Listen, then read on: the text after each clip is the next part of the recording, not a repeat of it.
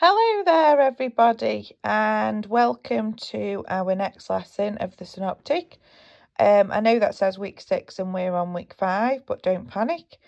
We are looking at preventing and detecting fraud. Now, obviously some of these slides are quite wordy, in which case I'm not going to just read things to you, as much as I know you love the sound of my voice.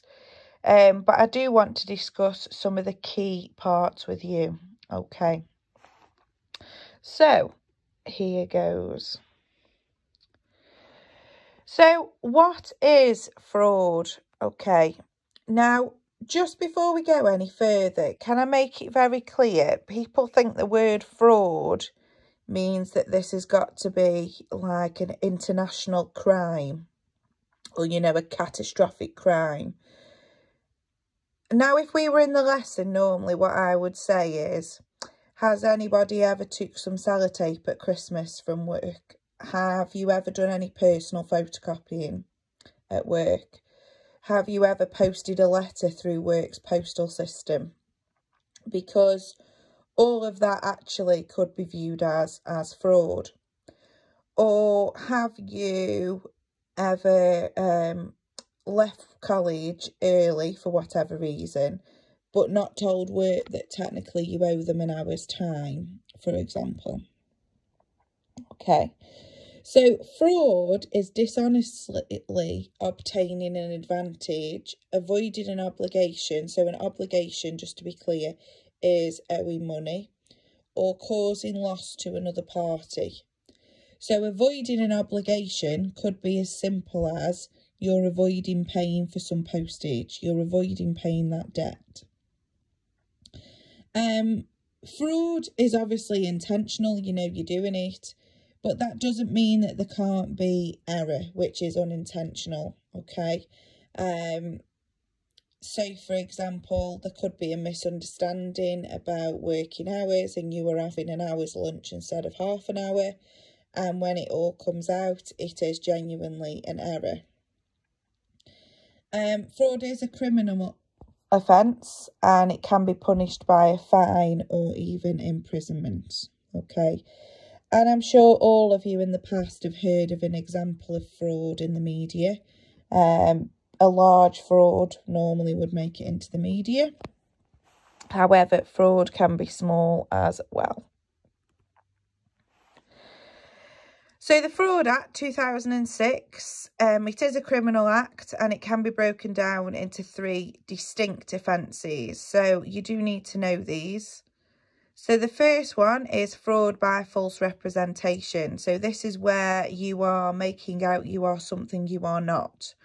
So, for example, if you were to go and advise a client telling them you were a qualified auditor, that is false representation, unless you are a fully qualified auditor, I do apologise. Or if you were to go and offer medical advice and tell somebody you are a doctor, then that again would be false representation. That also could be, when you see people knock on your door and they show an ID card, if they were to show you an ID card that is false, that would be false representation. Failing to disclose information. So if, for example, you knew something about a situation or a crime or a transaction, for us more in accounting, and you fail to disclose the information, that is fraud, because that information could be causing a loss to another party. And fraud by abuse of position. So if, for example, you were the manager and you could make payments from the bank and you decided to make payments for reasons not benefiting the business or not for the business, you have abused your position. If you were a doctor and you were writing prescriptions for, let's say, your friends, that is abuse of position. You shouldn't be doing it. You are causing a loss to your business and you have been able to do it because of who you are within that business. So why do people commit fraud? Well, some people actually feel they can rationalise the action. And yes, they agree they would be dishonest, but they can rationalise why they've done something. So, for example, they might say, well, yes, I have been having an hour's dinner instead of half an hour, but some days I go and do the banking. Or some days I work on my dinner hour, but out of the office. But at the end of the day, it is still fraud, but they are trying to rationalise it. Some people commit fraud just because there's the opportunity to. For example, if 20 rolls of sellotape arrive in my office in December, that's a perfect opportunity when I'm thinking about wrapping all my Christmas presents, that one of them rolls of sellotape would come in quite useful. And a motive or an incentive or a pressure to commit fraud. So going back to a doctor, have they got a motive to commit fraud, or has somebody pressured them to write them a prescription that's not true? Is there an incentive if you are in collusion with somebody, going back to that word that we heard the other week? The incentive might be that you both get half the money, or you both can cover each other's tracks.